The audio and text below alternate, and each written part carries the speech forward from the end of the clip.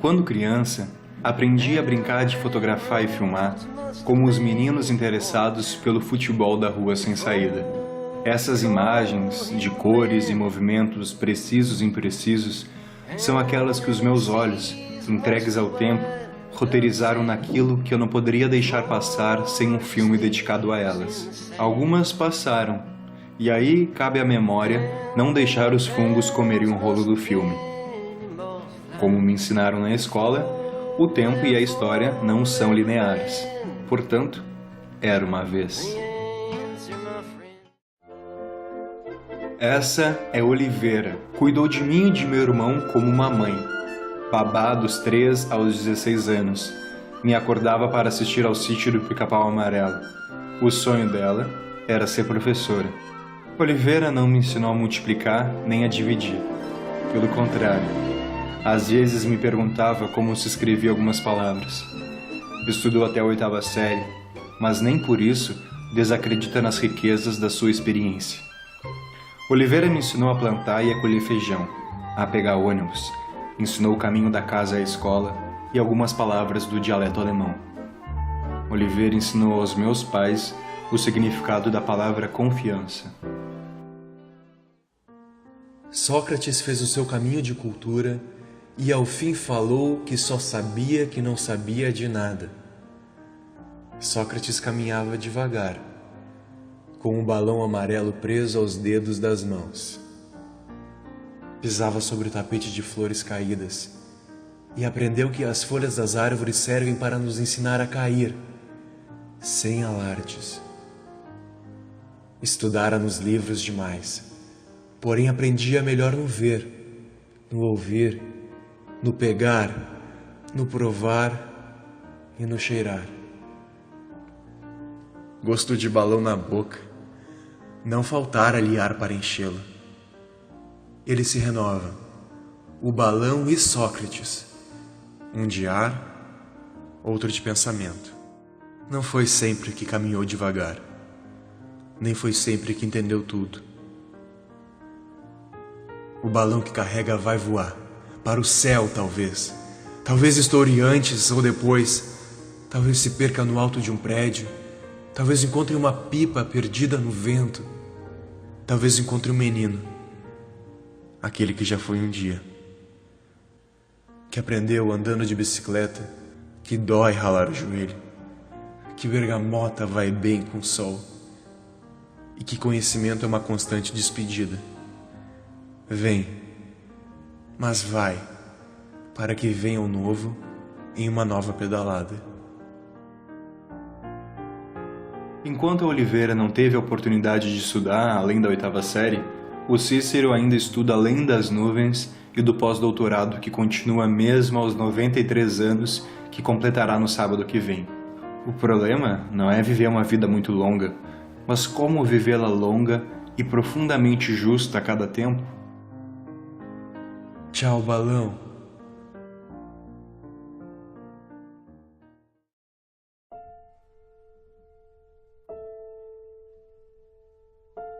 A primeira vez que gravei um balão voando foi em um curta-metragem junto aos meus colegas de 8ª série. Alegria no pátio, câmera na mão, clima de despedida. Último mês de aula até nos separarmos ou seguirmos juntos. Pensamos sobre os caminhos da vida nesse curta, e não é à toa que ele se chamava Caminhos. Era sobre aquilo que éramos e quereríamos ser. Era a tarefa da aula de português. Não era à toa também, e nem aos cabelos ruivos da professora, que todos éramos apaixonados por ela.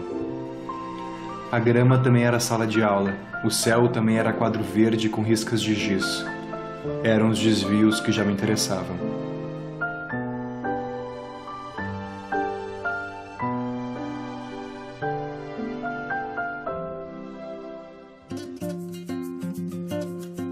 Eu aprendi a editar vídeos alguns anos antes dessa ocasião. Desde então, queria que todos os projetos e trabalhos fossem cinematográficos. Eu tive professores desviantes que, talvez mesmo sem se darem conta, abriam brechas para que eu e meus colegas fôssemos mais de nós, à nossa maneira, e menos daquilo que alguém queria que fôssemos. As escolas por onde passei tomaram gosto pela arte em vídeo. Por mais que esse tipo de desvio acontecesse lá de vez em quando, eles aconteciam e oxigenavam o ano escolar, fugindo da inércia que Newton provou e a escola repetiu.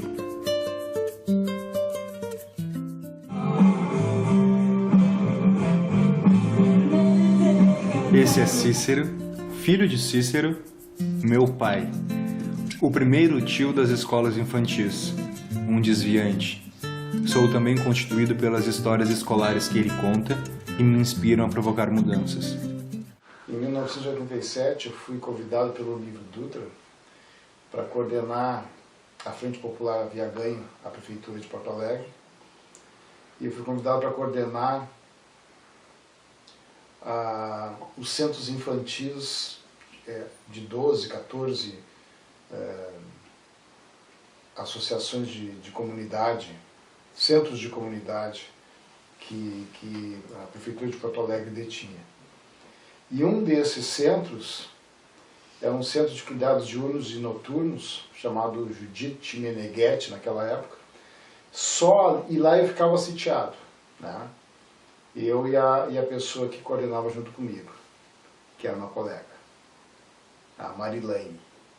E esse centro de comunidade, ele tinha 100 crianças, 100 famílias usavam esse centro de comunidade. As crianças iam.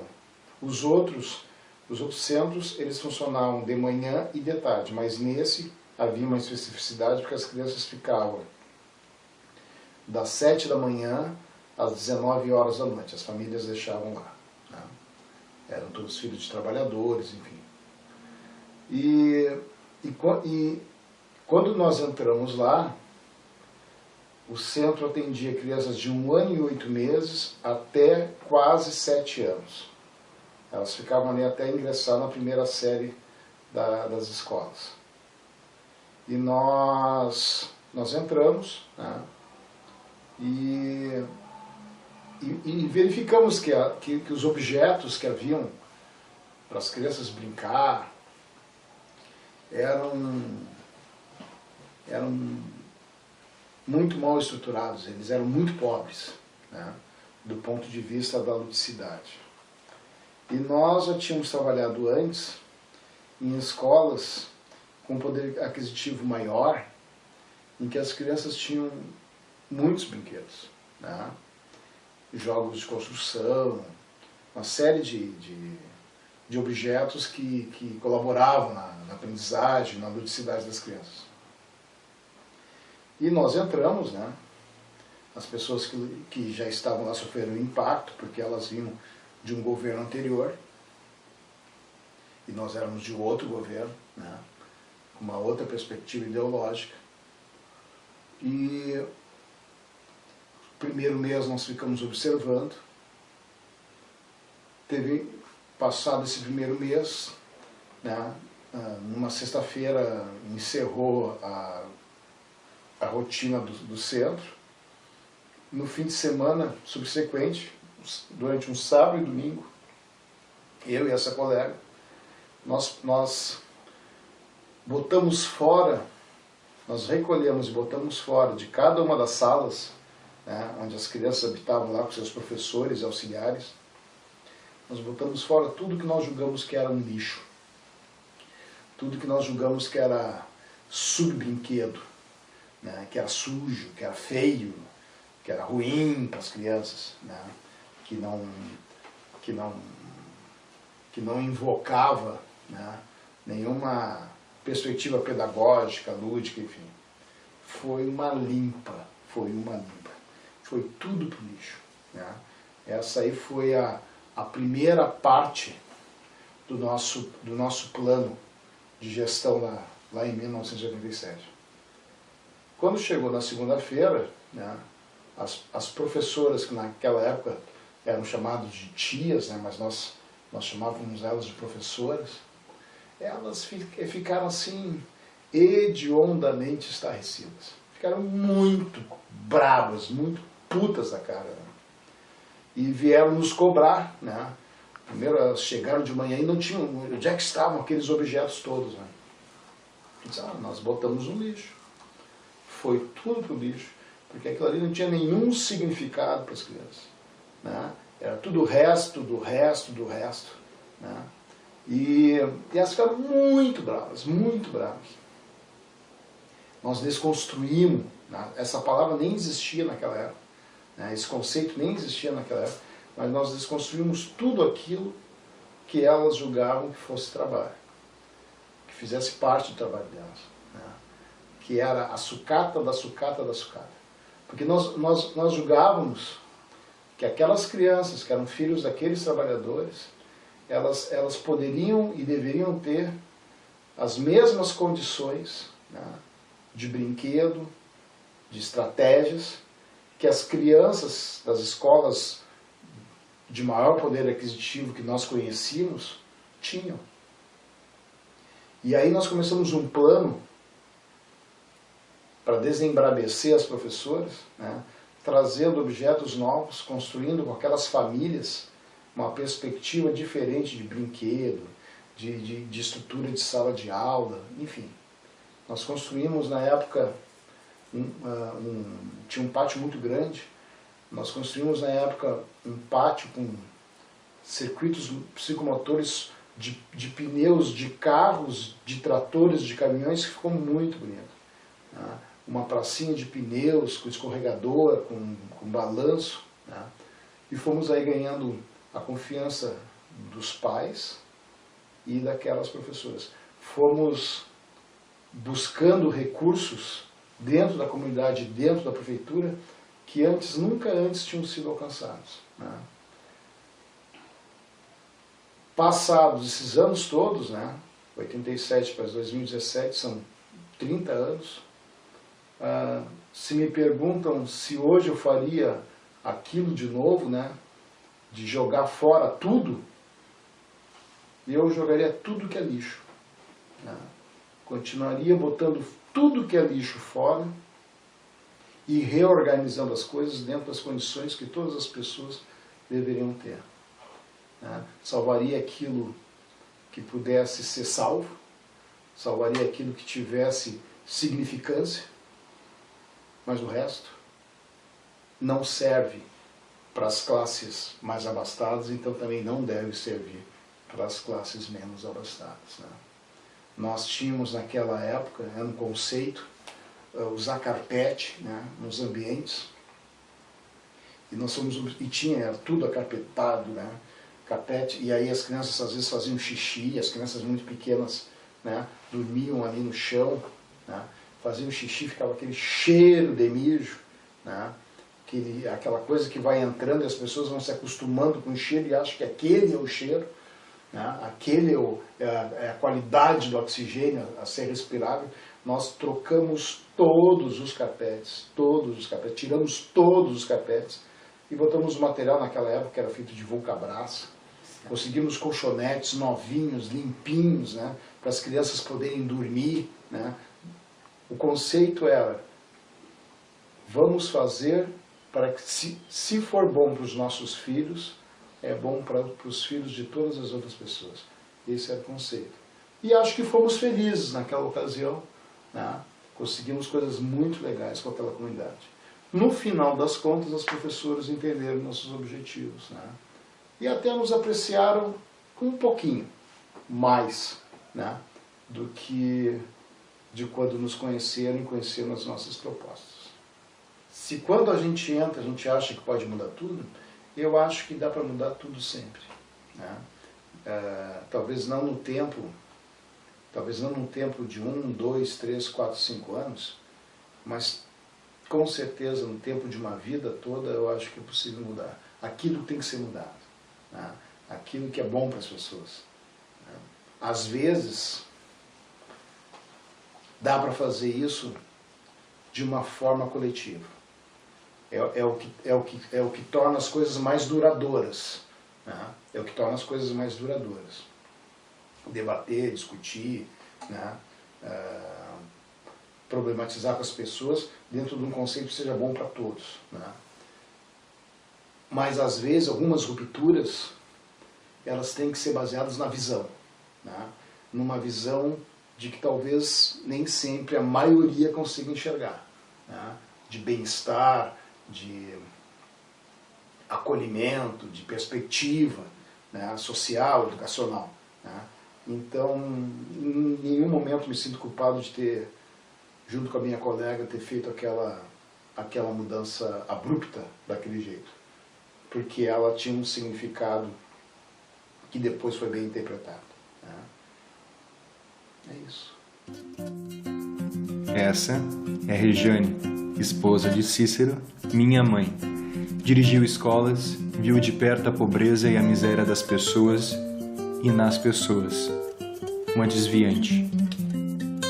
Na final da década de 80, eu trabalhava numa escola municipal em Porto Alegre e eu tinha uma colega que ela era professora de história e nós trabalhávamos, né, como todas as escolas municipais eram na periferia. Então nós trabalhávamos numa escola de periferia bem violenta, né?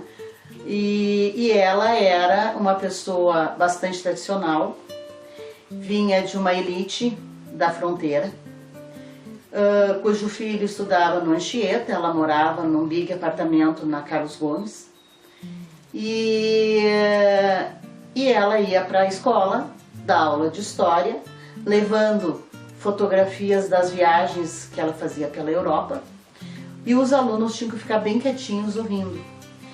E ela não aceitava que durante a aula dela os alunos usassem boné e se os alunos não, ela mandava tirar os bonés, e se os alunos não tirassem os bonés, ela botava para a rua, porque ela disse que era uma falta de respeito os alunos estarem de boné. Então, por mais que a gente conversasse, na época eu era coordenadora pedagógica, nós tínhamos a orientadora, conversássemos com ela dizendo que a realidade deles era aquela, que o boné fazia parte da vestimenta deles, que o palavrão, que era outra coisa impressionante, que ela não aceitava de jeito nenhum. Se um aluno dissesse merda, ela botava pra rua. Se um aluno dissesse puta que pariu, ela botava pra rua. Ela não conseguia conversar com o aluno, colocando, olha, tem outras formas da gente se expressar quando a gente tá bravo, né? Então ela acabava esvaziando a aula dela. Aquele atrativo que ela tinha das fotografias e da bagagem cultural dela não atingia o aluno, porque ela era tão formal que ela não conseguia conquistar o aluno pro lado dela. Bom, naquele período, no final do ano, ela pediu uma licença de interesse do município e que ela ia se analisar porque ela estava vendo que ela não conseguia se enquadrar naquela realidade. Ela ia... no fim, eu não sei se ela tentou uma outra escola ou não. Depois eu descobri que ela tinha largado o magistério e estava fazendo direito, né? Então acho que ela deve ter rodado algumas escolas, né? E se deu conta que ela não conseguia interagir com o aluno, porque a forma dela ser não batia com o aluno, né? Porque o aluno não é formatado que nem o filho dela foi por ela, né? Em contrapartida, eu também tive uma conhecida, não trabalhamos juntas, tá? Mas também era de uma família rica, né? A família dela era de médicos, a família do marido era de médicos, e ela trabalhou com meu marido. E assim como ela estava com casaco de pele, ela ia para a vila fazer a supervisão.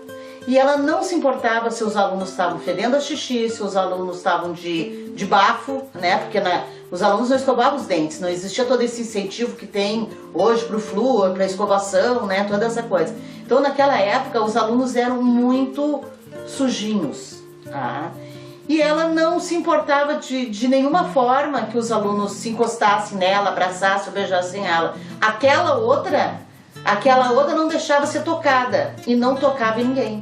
Então, muitas vezes não é a riqueza ou a cultura da pessoa, mas é a humanidade da pessoa que afasta ela ou aproxima ela dos alunos.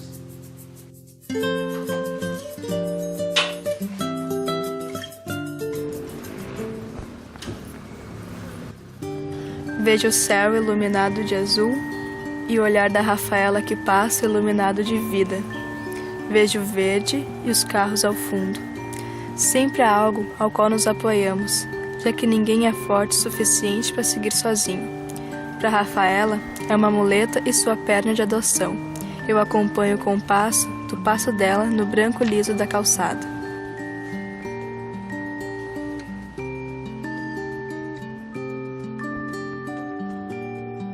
Transição de cena. Nessa mesma calçada, encontro a Leila e suas pernas de roda.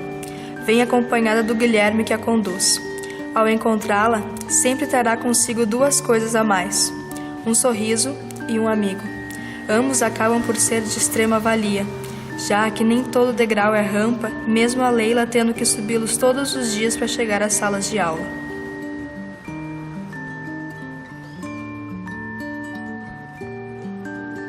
Transição de cena. No giro da subida da rampa, se cruzam o caminho da Leila com o da Lucimara que desce. Vejo a Lucimara que não vê o mundo como eu. Ela lê o caminho com a bengala, lê palavras com as pontas dos dedos. A calçada é branca e leva as três a um lugar em comum. Cada uma tem um ritmo, uma companhia, um trajeto. Assim como eu, assim como você. Essa diferença não pode impedi-las de ir aonde quiserem. É preciso construir pontes, e há pessoas que precisam parar de ser invisíveis.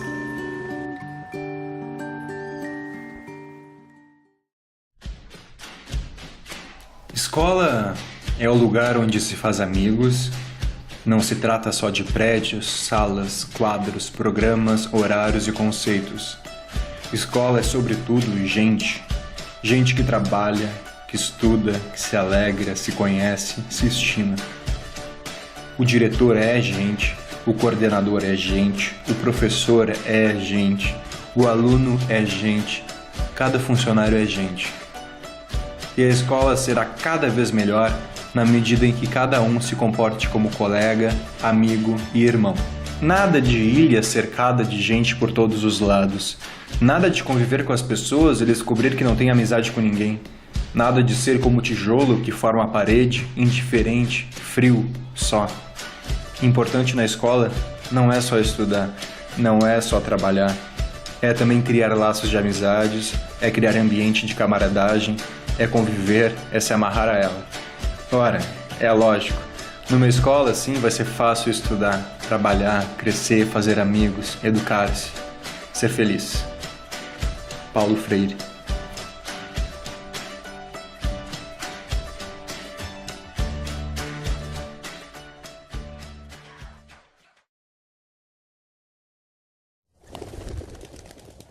Sim, por enquanto.